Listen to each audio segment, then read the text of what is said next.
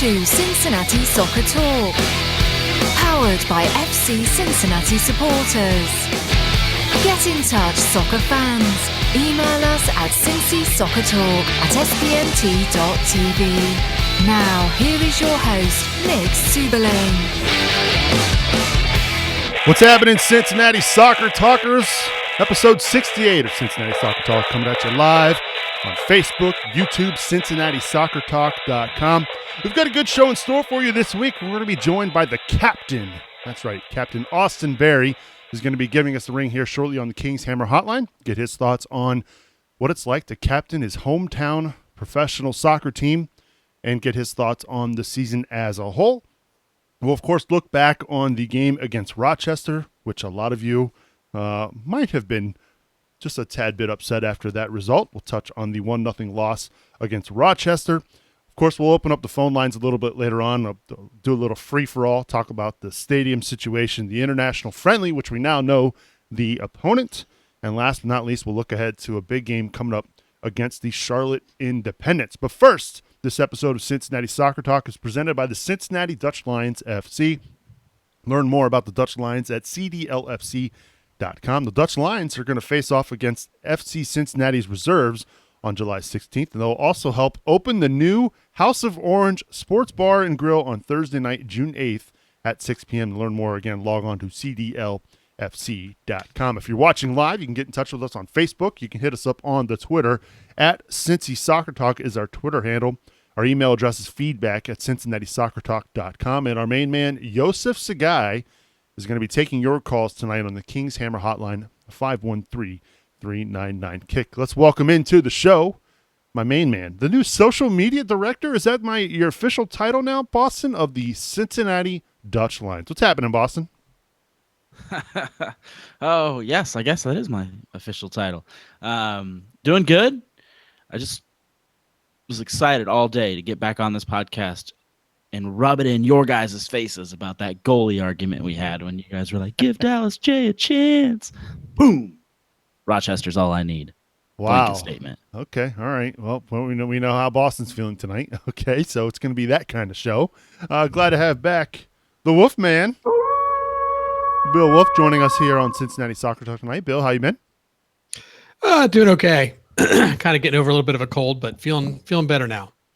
Looking forward to getting your take on the weekend that was, and of course your thoughts on the friendly coming up against. We'll save that for a little bit later on the show. For those of you watching, most of you already know who that opponent is. It will be Valencia of La Liga, so we will dive into that a little bit later on in the show. But I'm looking forward to getting your take on that, Bill. And last but not least, let's welcome back to the show. Gosh, I don't even know how long it's been, but Griffin, welcome back to Cincinnati Soccer Talk. Hey, thanks, Subes. Appreciate it, buddy. Took a little leave of absence there, playing some indoor on Tuesday nights, trying to spread the word of the podcast. That's my main mission, to make sure people realize what a quality podcast there is. So just spreading the word in the soccer community. Well, we're going to have to bear with us tonight. We may or may not be having some issues with Griffin's mic, but if we can just try to get that thing closer to your mouth, if we can, Griff. I don't know. I got you, Subes. Yeah, that sounded better there, too. We'll work on it. Of course, if you watch this show live each and every week, you know, not a show goes by where we don't have some sort of technical issue, and most of the time it's on me. So, well, we're glad to have you back, Griff. We're glad to see that you prioritize playing soccer rather than talking soccer. But again, looking forward to getting your thoughts on the season as a whole. As I mentioned, we're going to be joined by the captain, Austin Berry of FC Cincinnati, a little bit later on in the program. But first, let's talk about the 1-0 loss against Rochester on the road. Last week on this show, many of us, not me personally, but many of my co-hosts that night predicted a 1-0 loss, and that's exactly what happened. They lose 1-0 to the Rochester Rhinos, a team that at home plays they're a very difficult team to beat on the road, and it certainly showed over the weekend. Obviously, there was some squad rotation. A lot of new names, as Boston mentioned, Dallas J getting his first start as an FC Cincinnati goalkeeper. We did see the debut of Joe Su. So, Bill, I'll start with you. When you saw the lineup initially trotted out there, what was going through your mind? Well, I mean, I knew that with the 3 games in such a short time frame that we'd get some squad rotation, especially after seeing that we went all in for Louisville. So, I was kind of expecting some squad rotation. I just wasn't expecting like literally almost a complete squad rotation. So I think I was just surprised at the immensity of it. And then I think the next surprise for me was once I saw the starting 11, I thought, okay, that's interesting, but he's probably got, some of the starters sitting on the bench. We saw that with Cleveland when we played Cleveland in the Open Cup, and he brought out a reserve, what we would refer to as a reserve team for that game. But then he had some bench players he could bring in that were part of the standard, 11 rotation, and that wasn't the case here. So I was really shocked at just how deep he went into the bench for that game. He did his coach math and decided he wanted to draw in Rochester, which I won't complain with that if we had gotten the draw. It's a tough place to play. I think he just maybe went a little too far with the reserves and resting players. The full swap out it's pretty tough to pull off, especially if those guys are not used to playing with each other. And I don't know. I just feel like maybe Mitch and one main starting defender, and the whole back line was all new guys. Yeah, I mean, I agree with some of what you say, Boston. But the one thing I kind of wonder, I haven't sat in enough training sessions to know, but it sounds to me like he kind of almost runs 2 squads, and the reserves are used to playing with each other. They're not used to playing games against USL teams, but it sounds like a lot of times when they're at training, they're training against the 11, the starting 11. So this is kind of a team that should be used to playing with each other, but. Still, I agree with you that it is tough to pull that squad rotation like he did so completely. The only thing I guess I would say is I agree. I think he went for the tie, or at least thought maybe we can sneak one in. He didn't go all in for this. He made that managerial decision, and that's fair. I guess for me, my thing was that if he had done something different, right? If he had won that game, everybody would have called him a genius. If he had rolled out the starting 11 and somebody had gotten hurt, they would have called him an idiot.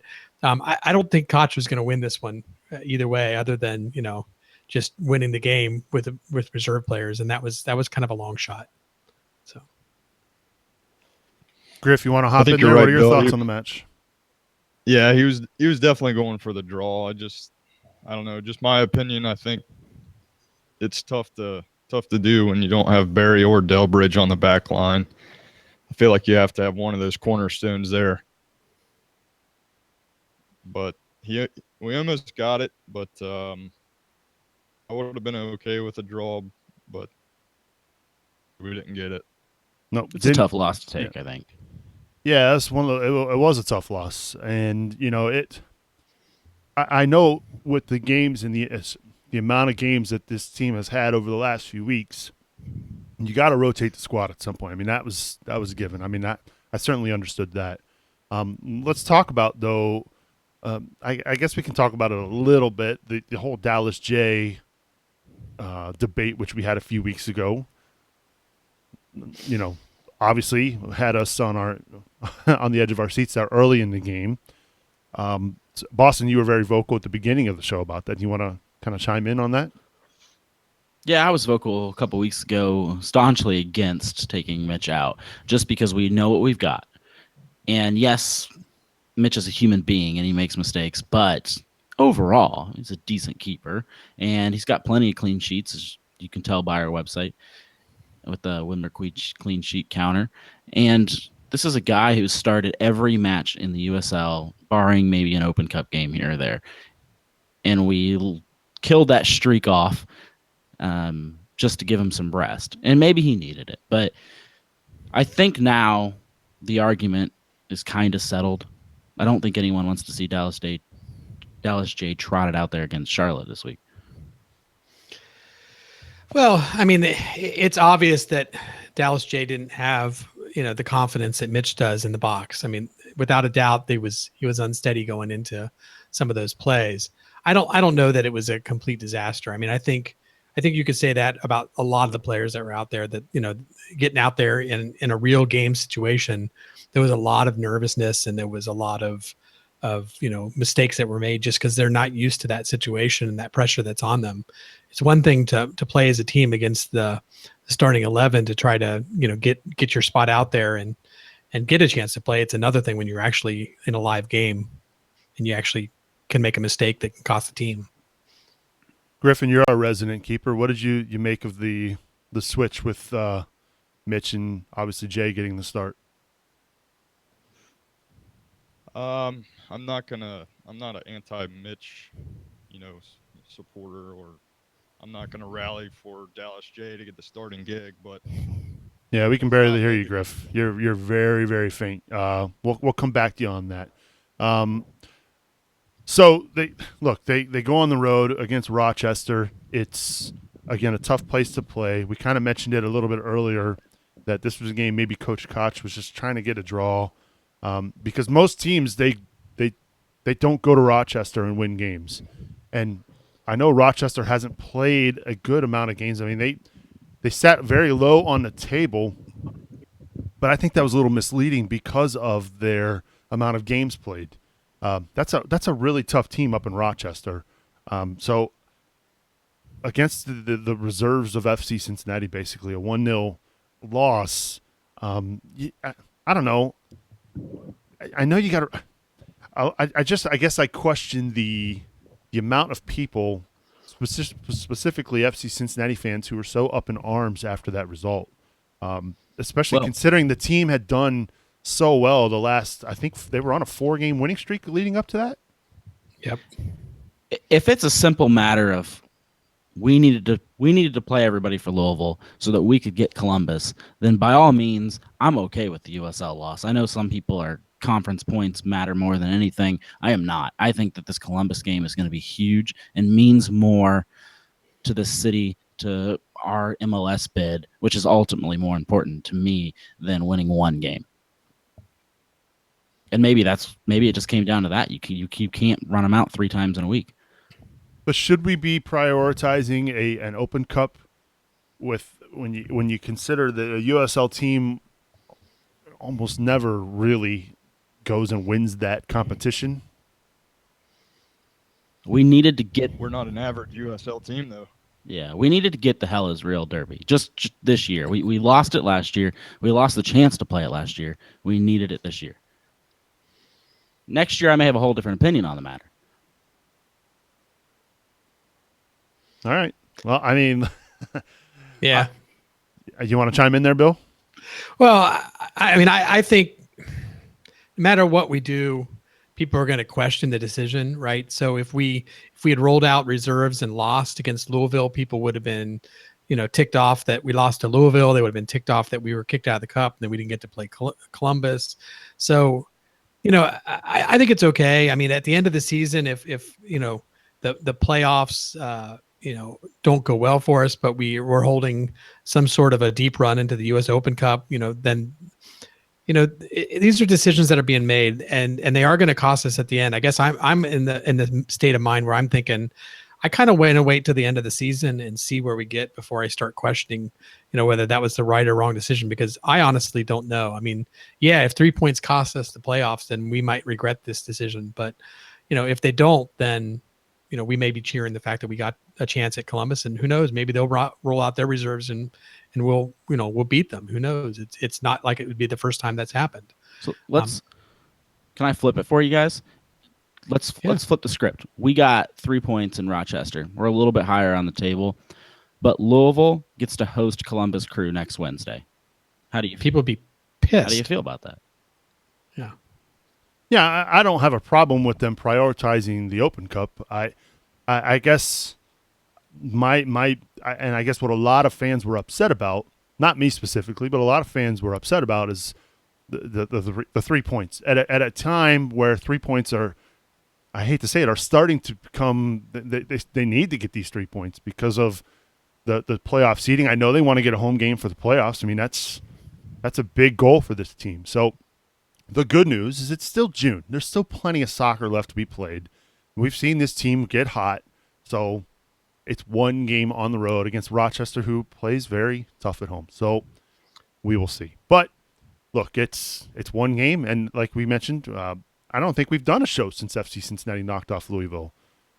So we'll definitely need to touch on that for sure, because you're right. We're going to host Columbus at Nippert Stadium. I believe that's coming up next week. Should be a good one. Looking forward to that.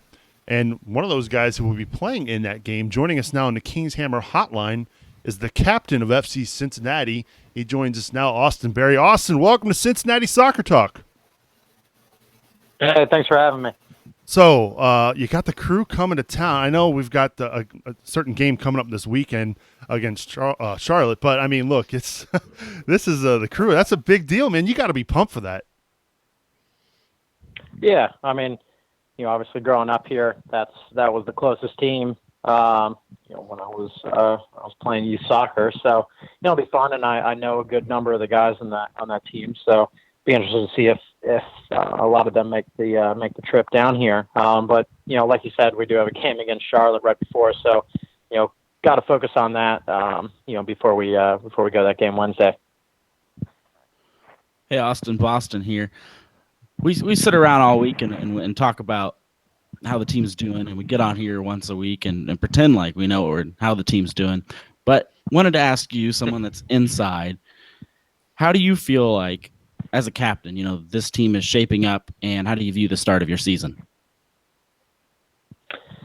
Yeah, no, I mean, that's definitely a good question. That's something that's been talked about, with my family and friends, as well as, with the coaching staff and the organization, because there was a lot of, maybe it looked like a little bit of a bumpy start, which it was. It took us a little bit to get, kind of a foothold into the season, and we had a couple of weeks there where we were down, and it's hard to, it always just takes one victory to kind of change that, and I think we finally hit that. But it was almost like doing last year all over again. Learning a new coaching staff and a new style of play, because instead of playing a lot of games in training, we're having to work on our formation and style of play and our system, because we have much more of a pretty set system this year that Alan wants us to play. So a lot of times we've been working on that, and the thing that we just had to keep saying, myself and as well as all the older guys, was just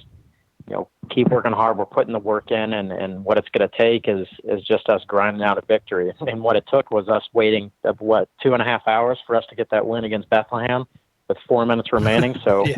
we finally got that win, and then the Open Cup win, and then Toronto win. So it's just, we had to grind out an ugly win, and then the confidence goes up, and then right now I feel like our confidence is really high, and it's kind of on the upward swing right now.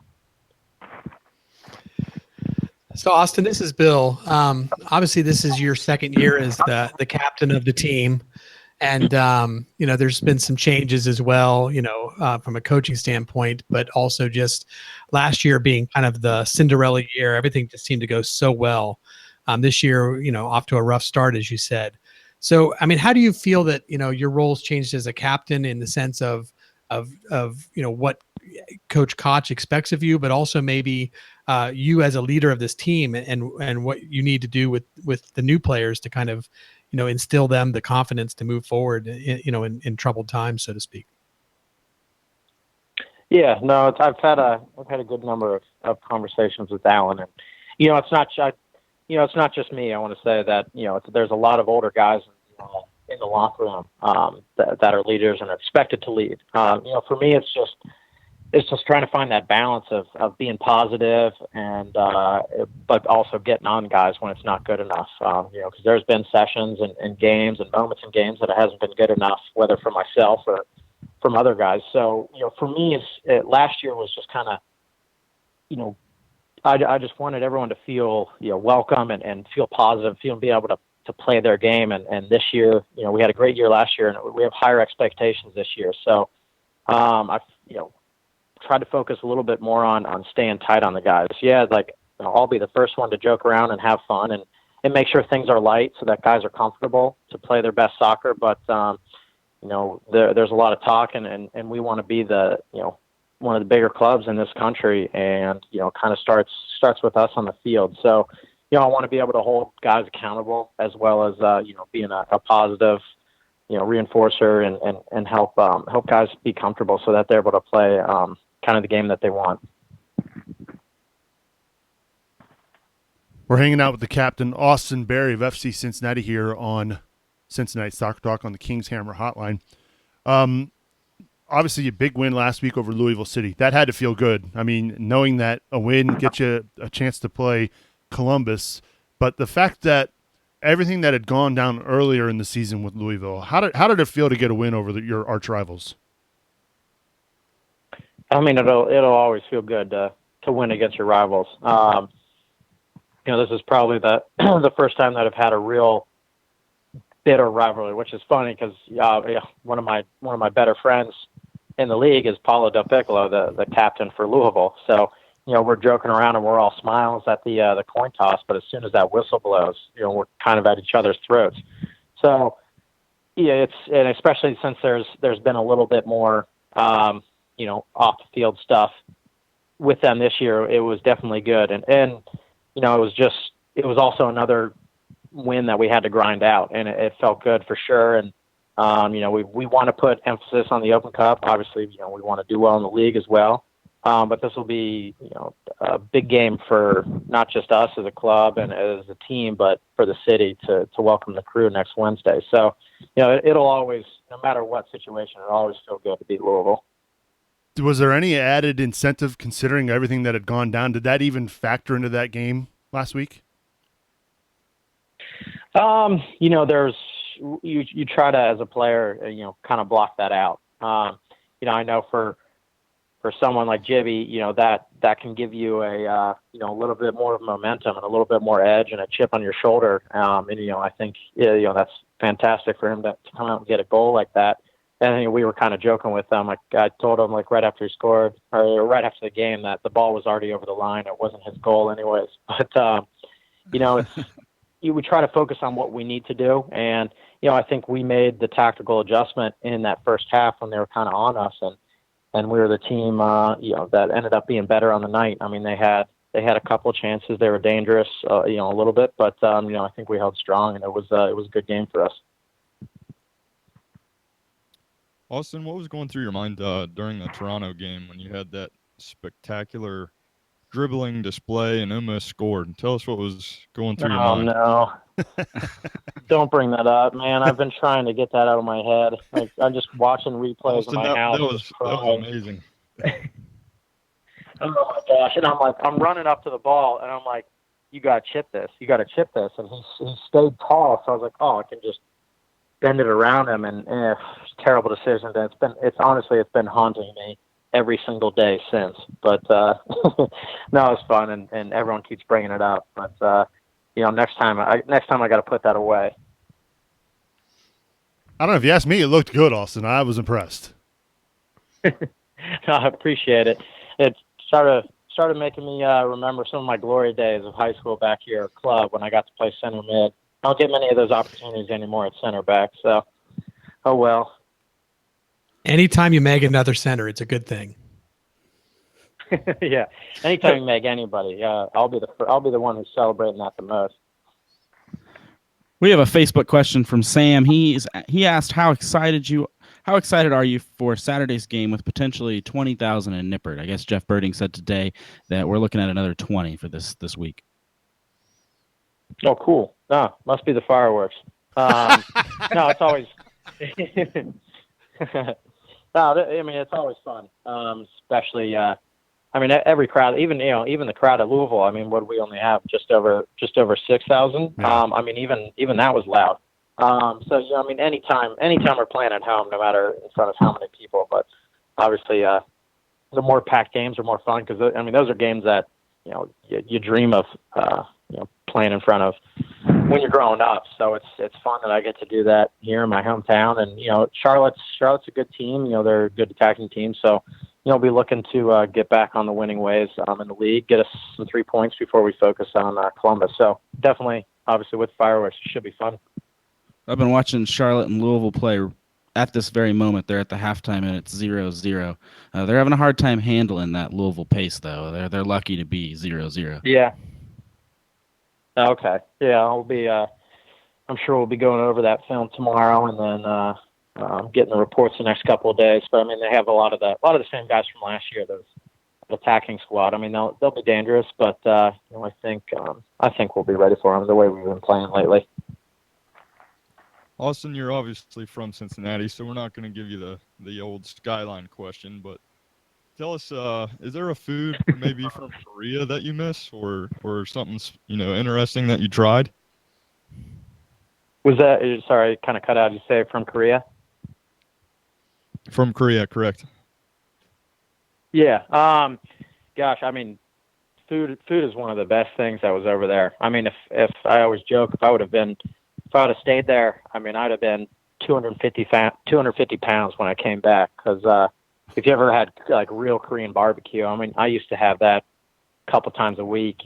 Cut up some steak and grill it right in front of you. Those were kind of my favorite things. Tonggasu was another really good food. I never got around to trying that the little live octopus dishes where you have to like make sure you chew everything up, or else their tentacles could attach and kill you. So that didn't really appeal to me. Right. Yeah. They had some crazy stuff over there, but I tried a lot of it. We were fortunate. Our club provided most of the meals, so I didn't have to go out of my way by myself to try weird things. They kind of we call them kitchen moms help cook some of the rare dishes for me every now and then. I told them to do it a few days before a game, so that if I had a bad reaction, I'd be fine. But I was fortunate enough to have them to try a bunch of the different Korean things. But if I could go back, I mean, when I do eventually go back over to visit, Korean barbecue is going to be first on the stop.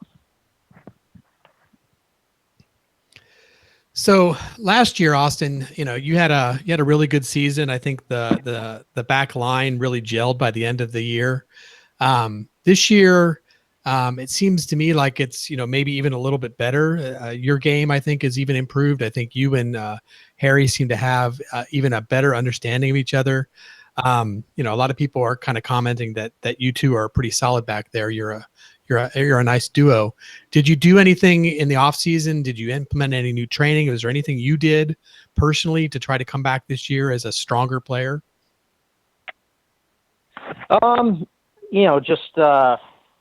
I mean, I think a lot of it has to do with having that season last year under our belt.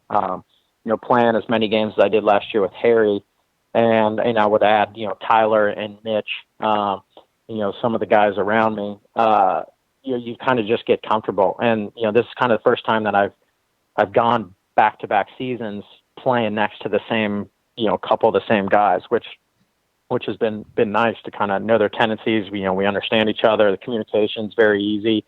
I mean, as far as myself individually, I kind of just follow the Daniel's our strength and agility trainers, his program. I've done a little bit more plyos and some yoga and stretching, because I did have a good start to the season last year, and then the injury kind of slowed me down a little bit. Took a little bit to get back, and then I think I kind of got pretty tired towards the end of the year. So it was just kind of really focused on my health, my nutrition, and doing the right stuff off the field to make sure that I can stay at the right weight and stay healthy. Because I don't want to have to sit out a couple months like I did last year and have to do it like a mini preseason to come back, especially with a Cincinnati summer coming up, and playing on that turf was not fun getting back in shape. Yeah, that was one of the big things, big storylines last year, especially when Louisville came to town. The temperature of the field when you play those early afternoon games. Describe just how hot it is down on that field.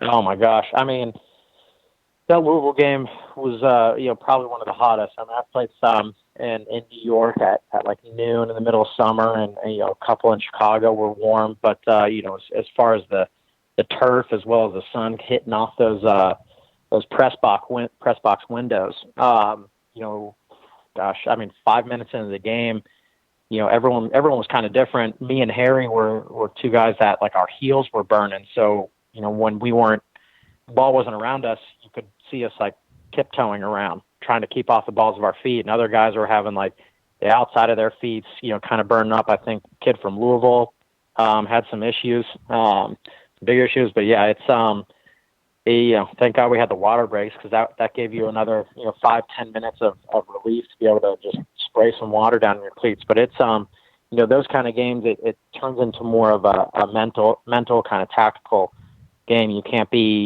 keep your high press all the time. You kind of got to pick the right moments of when you're going forward and how quickly, or when it's time to slow the ball down and keep it and make the other team run. So, those games, as much as they're physical, it's almost more mental. I actually heard a rumor, and maybe you can confirm it or not, but I heard that there's a certain time during the day when it's so hot and the light shines through those press box windows that you guys have to run the sprinklers on the field to keep the turf from burning up. Is that true? Yeah.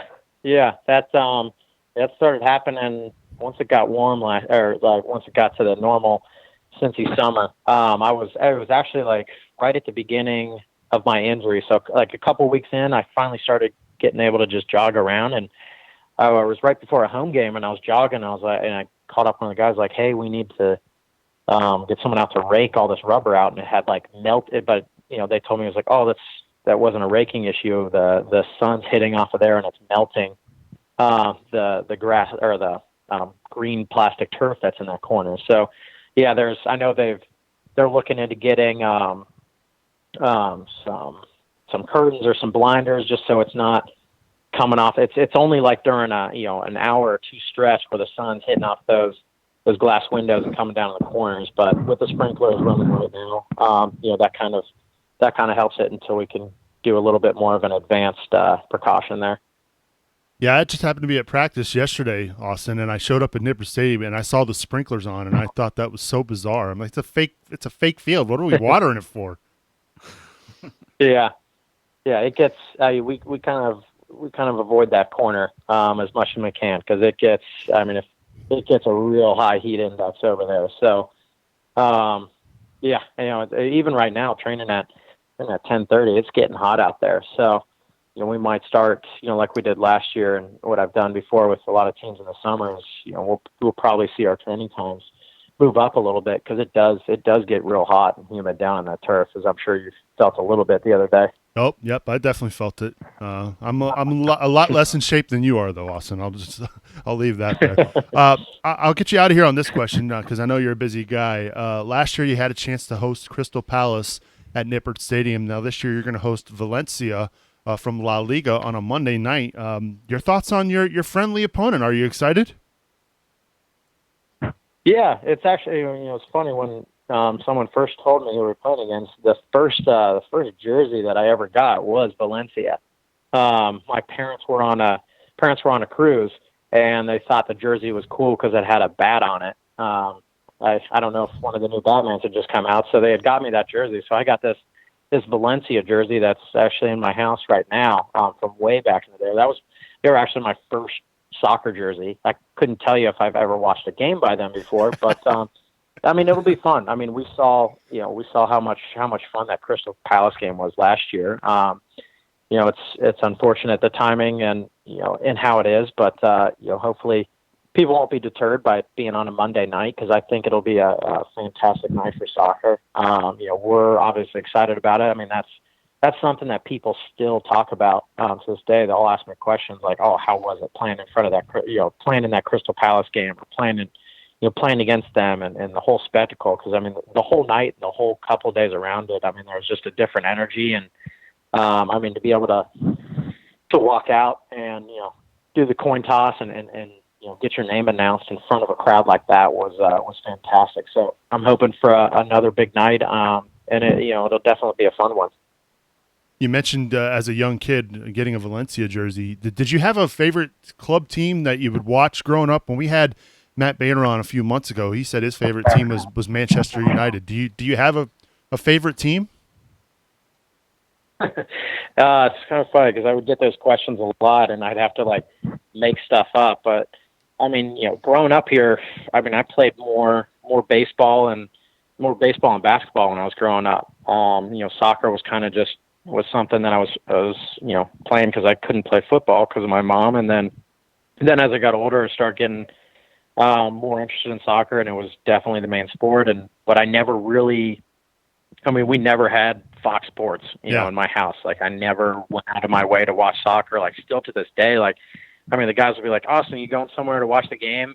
Or the last Wednesday or whenever it was, and like, what game? The NBA game? And I'm like, no, the Champions League final, you idiot. I'm like, oh my god, like I won't even know when the Champions League final is. But that being said, like, I always knew who Thierry Henry was. I always liked watching his games, and I watched him, and I was fortunate enough for 2 seasons to be able to play against him. And I think one of my friends just sent me something. I made his highlight reel for a couple of his goals, which was nice, just standing in the background watching him, volley and outside of the football from 35 yards out off the post and in. So, I didn't really have a favorite team, but I always loved watching Henry play growing up. That's a good answer. I mean, hey, he was a really good player to watch. As a Manchester United fan myself, I always hated when they played against him because he was always scoring goals. So I can't argue that, man. Yeah, yeah, him in his prime. I mean, that was something to watch. Even still, I mean, even when I was playing, that was probably the first time and the only guy that I've been like, holy crap, that's Henry right there. He's even bigger than he is on TV. Because he's a big man. So it was fun playing against him. Yep. And that's what kids are saying now about Messi and Ronaldo, aren't they? Yeah, exactly. Well, speaking of guys in his prime, that is you, and you're playing fantastic this year, Austin, and we really do appreciate. I'm sorry it took us 68 episodes to finally get you on this podcast, being the captain and all. You're like probably the most important. Yeah, man. I mean, Cincinnati. I mean, what's going on, guys? I mean, that's all right though. I'll let it slide. You're like a fine wine. It gets better with age, and now that we're 68 episodes in, we finally had you on. We appreciate the time. The best of luck against Charlotte this weekend, and go knock off the Crew for us, will you? Yeah, no, for all of us. Yeah, that would be a lot of fun. Thanks, guys. Thanks for having me. It's been fun. Absolutely. That's Austin Berry giving us a ring here on the King's Hammer Hotline. Take it easy, Austin. Thank you. You too. Good stuff from the captain. Really enjoyed that conversation with Austin. We've got phone lines open. Yosef's waiting to take your call, 513-399-KICK. Yeah, that was good. Of course, I meant to, you know what? And I dropped the ball on this one. I meant to ask him when the last time that he can remember having Skyline, but we'll just have to have him back on. All right. Again, we've got phone lines open, 513-399-KICK. Give us a ring. Let's talk about that win over Louisville. We haven't done a show since that night. Hey, they get a Widmer's clean sheet. Learn more about Widmer's Fluff and Fold laundry service by logging on to widmerscleaners.com. That puts our Widmer's Cleaners count to 5 on the year, so good stuff there. Glad they got the win over Louisville. It means they now get to host Columbus, which the tickets just went on sale to the general public this week. And guess who got the goal? The hungry man himself, Jibby. Hungry man. Hey, he needs like a TV dinner sponsorship. How do we make that happen? I like that. That's a good call. So you guys were there, and the good news is the match was streamed, so I got to watch a good portion of it. Hey, that's a good win against Atlanta. Let's be fair. A lot of us went into that game not sure what was going to happen. They struggled against AFC Cleveland in 120 minutes to win 1-0, and they were taking on a Louisville team that won, 20-0 against their Open Cup opponent. So a lot of us, we weren't sure what to think going into this match. But they pull out a win, and now they get to host the Crew, which is a big deal. That's not even a fair comparison, though. I mean, we rolled out our reserves team, right? And we played against the top NPSL team that there was from the previous year. And yeah, it took us a while. And of course we did have GB up top, but still, I mean, it was basically our reserves playing an NPSL team.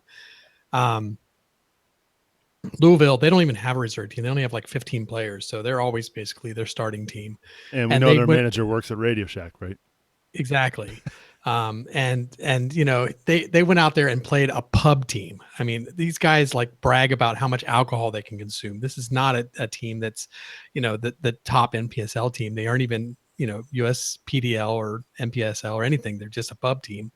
And yeah, they got stomped by Louisville, but I mean, you can't make a comparison there. So A win is a win, right? And that's really all that a win matters. is a win. The goal celebration though was classic. I loved it. So Yeah, that was a pretty good goal celebration. And they get to host the crew, which is really cool. And a lot of you, because it wasn't announced here on this show, this was kind of an internal thing. I did say that if FC Cincinnati were to knock off Louisville, that I would paint up. That's probably the biggest news of the week. Oh yeah. I mean, who's Valencia when you can have Subs with paint on his body? There's not enough paint in the world, my friend. So yeah, I've got to get down to a game sometime this summer, and Tom Grabo and Yursky and all those guys are gonna have to help me with the paint. I don't trust Weigel. I've seen his paint, and you know what? In fact, I've seen Yosef's painting. No, I'm gonna have to trust the professionals. So I will be painting up for a match this summer against my wife's wishes. I might have to start. Are you gonna get waxed now. first? Am I gonna get waxed first? Is that what you said, Griff? Yeah, you gotta have a clean canvas. That's not happening. Not going down. Speaking of painting, joining us now on the King's Hammer Hotline is the one and only Brian Weigel. Brian, what's going on, buddy? Not much, man, but I'm totally down to like throw in some money to make sure you get that chest wax. I think that was a good idea, Griff. You've lost your mind, Brian. I think the paint fumes have gotten to your head. At least several chemicals for sure. What's on your mind? Oh shoot. Well, I wanted to get your boys' thoughts. I know this has been a hot topic out there. A lot of us, I think, in Cincinnati were at one point Columbus Crew fans. You know, we've all talked. Probably everybody besides you, Nick, have gone to a game. But I wanted to get your thoughts on: is it okay for people who wear the orange and blue almost every week, have season tickets? Is it okay for them to wear gold and black on Monday? Or not Monday, Wednesday. Right. Well, first and foremost, I will say this. I have never been a fan of the Crew. Not one time in my life. I've never rooted for them. In fact, a couple years ago when they were in MLS Cup, I was rooting for Portland. So I'm just not a Crew fan. And this is a personal thing with Columbus. No offense, Bill. I know you're from there. I've just never been a fan of the Buckeyes. I've never been a fan of anything really Columbus, sports-wise. I love you, Bill. You're a good man, of course. But no, I have not been a Crew fan. I personally don't really have a problem with you being a fan of both teams. I have a problem with you kind of straddling the fence when the two teams face one another. I think you have to pick a side. You know, on that day, you can't wear your orange and blue, and then when the Crew win, you take off your orange and blue shirt, and now all of a sudden you're a Crew fan. You know what I mean? So, that's my thought. What about you, Bill? You're the guy from Columbus, transplanted to Cincinnati. I will be wearing orange and blue. I'm also one of those people who I get behind a team. I was a longtime Crew season ticket holder. I'm not anymore. That's not anything against the Crew. It's just, it's not for me. I don't think they supported Cincinnati very well. And now, I've got a local team that does, and that's who I like. So no, I'm not going to wave a yellow and black flag and say good for those guys. I'm going to say, kick their ass. Oh, wait, I'm not supposed to say That's that. okay. That's not a bad word. Okay. That's good. just a donkey, right? Yeah. Kick their donkey. Exactly. What about you, Boston? You got a thought on this?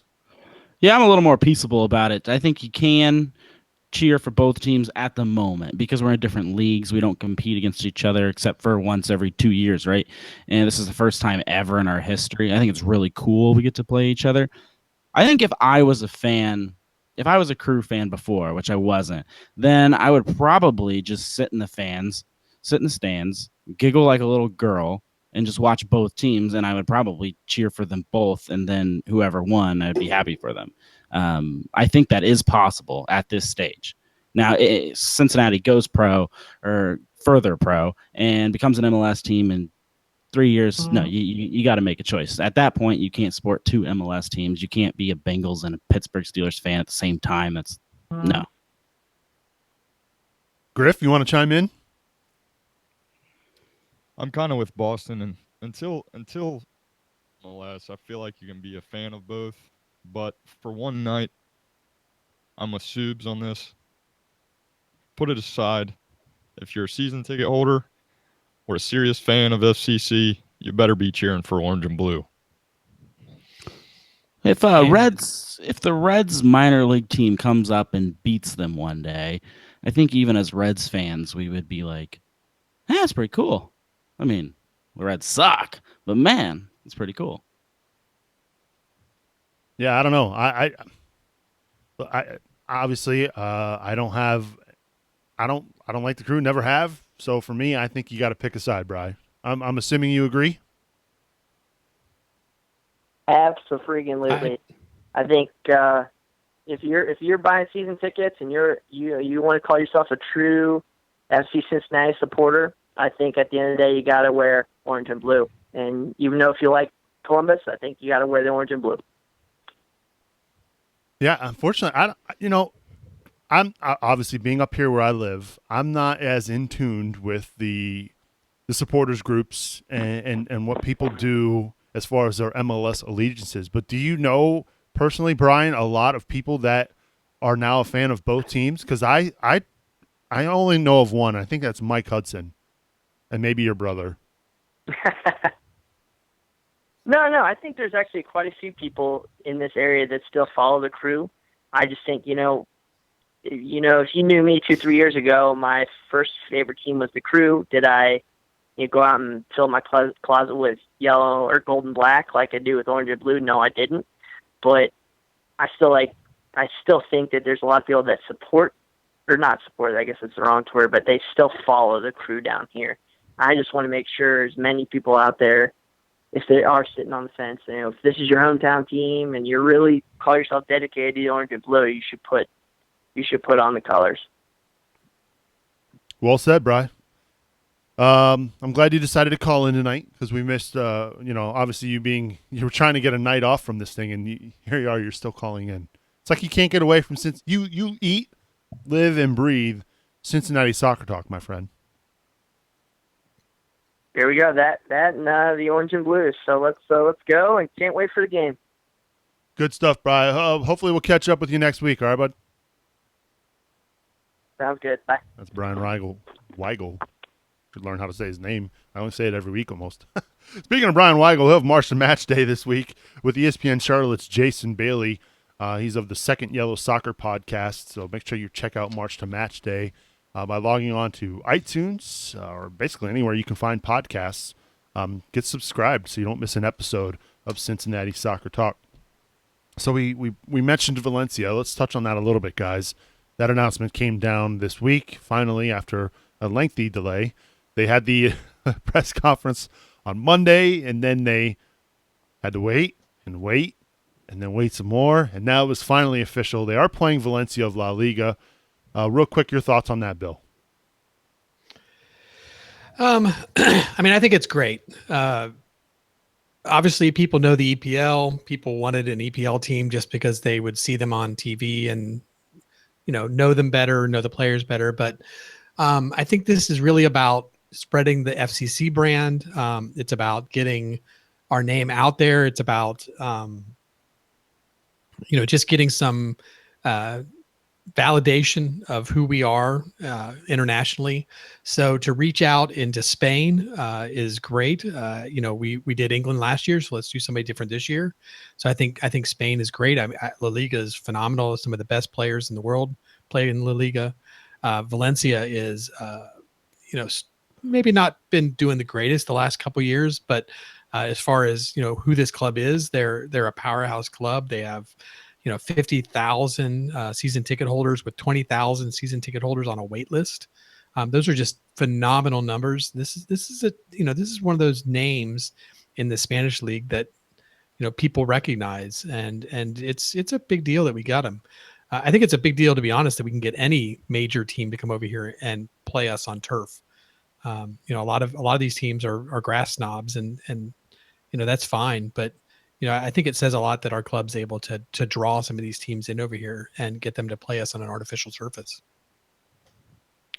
Yeah, I think I'm most excited about the fact that I will be in Valencia 2 months after that game. So I really look forward to seeing whether they care or when I wear FC Cincinnati or Valencia, I'm hoping to get like a combination scarf and wear it around over there just for fun, see if anyone cares or notices. Because I think that we did make an impact on the Crystal Palace community. If we can make an impact on the Valencia community, I know they're here spreading their brand, but it works both ways. So I'm kind of excited about that weird scenario that probably not many people have. And I have bad news. Louisville did just score on Charlotte. They're up 1-0. 58th minute. So there's still time for Charlotte to get back into that game. Griff, how about you? You excited about the friendly? Yeah, I know there was some rumblings about the opponent, but let's be honest, we're lucky enough to even have a friendly. A lot of clubs don't have that opportunity, so we even have a friendly. I mean, Monday night's my night to mow grass, so I don't have to mow grass that night. I get to go watch my club, and against a La Liga squad, that's pretty amazing. Hard to argue that. I mean, Monday night is lawn mowing night. Yeah, the unfortunate thing for me, working thirds, is I just won't be able to get down for the game on a weeknight, which is kind of a bummer. But yeah, well, the good news is I'm sure it'll be televised, whether it's streamed online. I think last year the game was streamed on Facebook, which I'm sure they'll be looking to do that again this year. So, they could have done worse, I think. I think Valencia is actually pretty, as far as a La Liga name, it's pretty high. I mean, if you had to rank them, you're looking at what? Real Madrid, Atletico, Barcelona, Sevilla, national attention on FC Cincinnati, which is the most important thing. So I'm not sure when those tickets will go on sale. I'm sure those announcements will be coming up relatively soon, so be on the lookout for that. And, of course, we'll have all those details over on our website, CincinnatiSoccerTalk.com. Looks like they've got 17,000 tickets sold already for the Open Cup game against the Crew. So that is a big deal as well. Keep buying those tickets. We want Nippert Stadium to be filled against the Columbus Crew. And, of course, before we even get to that Crew game, FC Cincinnati is going to take on Charlotte this weekend. They're playing right now, obviously, against Louisville, so they're going to be playing on short rest against FC Cincinnati. It's time now for our Growler Cup predictions. And I don't even want to get into where I'm at in the standings because it's not good. So I'll start with you, Bill. What do you think is going to happen this weekend against the Charlotte Independents? Oh, you've got to be beating me, right? I mean, why would anybody listen to me? I'm always positive. So anyway, I'm gonna say we're gonna go 2-0. I think Charlotte, listening to how they're doing over there right now, they're struggling against Louisville. That's a team that we were able to beat. They're going to be tired coming into this game and worn out from a tough game. We're rested. So yeah, I think this should be one that we should get another W on. I think, Austin, he's ready to go. We just talked to him. He's set. He didn't even wear himself out in the last game in New York. So they've had like a week and a half of rest. So all those little knocks and dings and everything else that everybody's dealing with are hopefully taken care of. And we're going to go out and we're going to do a 2-0 clean sheet. So Bill's going for a Widmer's clean sheet, a 2-0 result against the Charlotte Independents. How about you, Griff? I'm going to say 1-0 FC Cincinnati. GB's back. Starters are rested. Charlotte's going to be a little tired, and we're definitely going to have the home crowd advantage. So I'm going to go. There's one of their main strikers. Then I'm going 3-0. No, I'm going to go 2-1. I've done it 4 weeks in a row. It hasn't happened. And I don't know. It's got to happen. I feel like the moment I change off a 2-1 scoreline, it will happen, and I'll jump out my window. So for my own sanity. So you're going for a 2-1. Yes. All right. The bigger question I have for you gentlemen is GB's back now. So what does that mean at forward? Do we see a 2 forward lineup? I'm going to start with you, yes or no. That is it. I just want a yes or no answer. Bill Wolf, yes or no? 2 forwards. First game or ever? This weekend. No. Boston. Nope. Not a chance. Griffin. Negative. Wow, you guys are all negative Nancy's. But I agree. I think they'll stick to 1 forward as well. It's going to be GB. So I'm going to go for a 2-0. I think they're going to score a couple goals. I think they're going to get another Widmer's clean sheet at home. Bounce back after that loss over the weekend against the Rochester Rhinos. We don't have any new Growler Cup entrants, but if you want to take part in the competition and, of course, be registered for next year's competition as well, make sure you support us over at CincinnatiSoccerTalk.com/support. Your support goes a long way in helping us make this show grow. Again, CincinnatiSoccerTalk.com/support. And also, just a reminder, get your foot golf teams registered. Saturday, August 26th, we'll be at Woodland Golf Course for the 2nd annual Cincinnati Soccer Talk Foot Golf Classic. Big thanks to Joseph Auto Group for sponsoring the 2017 tournament, I should say. Much like last year, glad to have them back on board this year. My math, if it serves correctly, we have about 9 teams registered for the foot golf event. So get your teams registered. Spots are filling up fast. CincinnatiSoccerTalk.com/footgolf.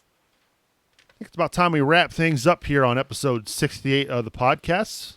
But before we do that, we always do final thoughts. I'll start with the Wolfman, Bill Wolf. Bill, your final thoughts as we wrap up? Yeah, I think the crew game is kind of where I'm looking right now. Sure, Charlotte's coming up, but we're gonna win that game. So I've looked past it already. I'm excited for the crew game. I'm hoping that they're going to not take us serious. I think there's a good chance that they're tired of listening to us, poking fun at them for their attendance, and they might come down here and try to make a point. But make our attendance bigger. Make exactly. Hey, send 1,000 people down here. We'll take it. But in any case, I think I'm hoping they'll roll out some reserves and do the usual. MLS doesn't need to worry about this, and maybe that's the game. We'll roll out the 2 forward system and have Koenig and GB up top, and who knows? Let's see what happens. That would be the game to do it, because obviously it's an Open Cup game, which you really don't have anything to lose in that matchup. So can't hurt but to maybe experiment in that one. Good to have you back, Bill. It's been a while. Glad to get your take, and I'm looking forward to hearing more and more drumming stories from you. We'll have some fun ones, I'm sure, after the crew game. Yep, absolutely. Let's go over now to Boston, Brazil. Your final thoughts, Mr. Social Media Director of the Dutch Lions. I need 2 people for my foot golf team. So if you're a solo, you've got your friends bailed on you and formed their own foot golf team, then join mine. We're probably going to be this mismatched team no one sees coming and tear it up this year. That's my theory. So hit me up on Twitter or Facebook. Also, wanted to let you guys know we will be covering, in case you can't make it out, the Stadium Town Hall meeting on Monday. They're going to release pictures and what they submitted to the MLS for the stadium bid. And it's going to be pretty exciting. Lots of new information hopefully will flow out of that, and we'll be there. Yeah, that's going to be exciting times there at the Woodward Theater. Unfortunately, I can't make it down again, but the stadium, the designer they have on board with Mies Architects, that's going to look like a pretty stellar stadium. So looking forward to that coverage. Boston, are you the one who's going to be heading down there for that?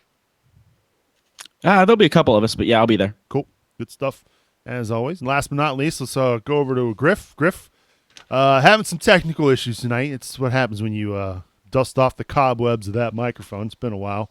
But no, glad to have you back, Griff. And how were the soccer games in your absence? Did you play well at least?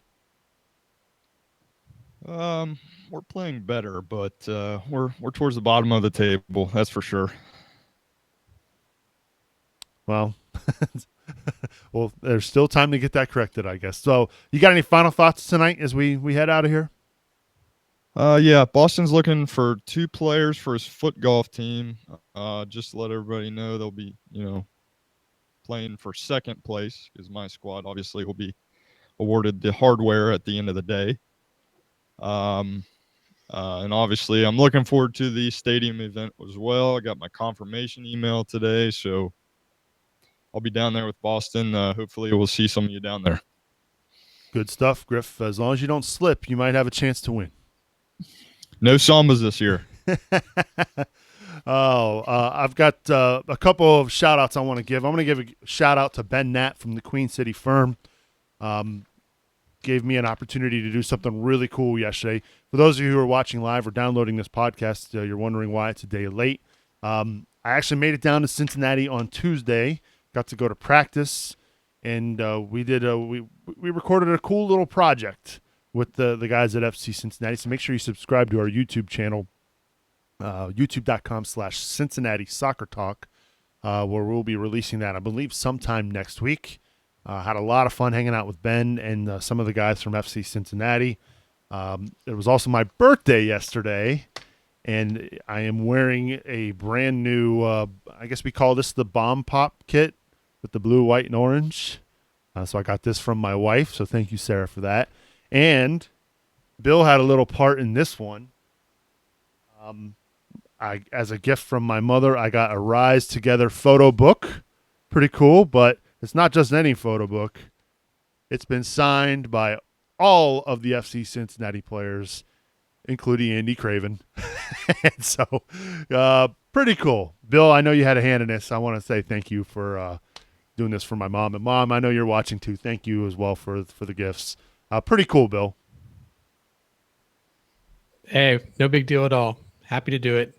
How did it all go down? I mean, my mom said you helped out. So what all did you have to do here? I wanted to get my book signed, and she couldn't go to the signing event, so she just said, "Can you take 2 books?" And so, yeah, I literally just walked around with 2 books and had them signed twice. So, and it wasn't a lot of effort, but and the really it was all on her. Yeah, the really cool thing though was Wiedemann actually wrote "Happy Birthday, Nick." So that was pretty cool. So thank you, Andrew, and everybody at FC Cincinnati. I should have thanked Austin when he was on tonight for signing my book, but. I saw you doing that at the signing event, but I thought you were just going to put one up on eBay. No. I would StubHub my Bailey ticket first, I think. I was wondering how long that was going to take to come up tonight. $125 Bailey ticket going on StubHub. Whew. Yeah, I'll just leave my comments alone there. But again, thank you to everybody for the warm birthday wishes yesterday. I appreciate that, and apologize that we couldn't do the show last night. But we will be back next Tuesday, of course, with a live show. We'll be recapping the Charlotte game, and of course, looking ahead to a big matchup against the Crew at Nippert Stadium. Don't forget, you can, again, support Cincinnati Soccer Talk by logging on to cincinnati-soccertalk.com/support. You can always give us an email, leave us feedback at cincinnati-soccertalk.com. Get subscribed to our podcast. I mean, you're missing out if you're not subscribed, because Brian does a great job with March to Match Day, and that'll be coming out a little bit later on this week with a look ahead to the Charlotte Independence. And, of course, we're going to be getting an in-depth scouting report for the Columbus Crew as well. So you won't want to miss that. Get subscribed to the podcast, cincinnati-soccertalk.com, where you can find more information about how to do that.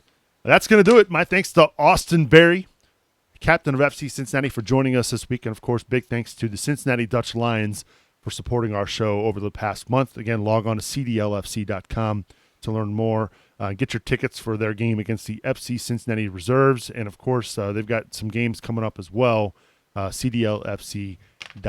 So for Bill Wolf, Boston Brazil, and Griffin, I'm Subes, reminding you to watch your tackles. We will see you next week.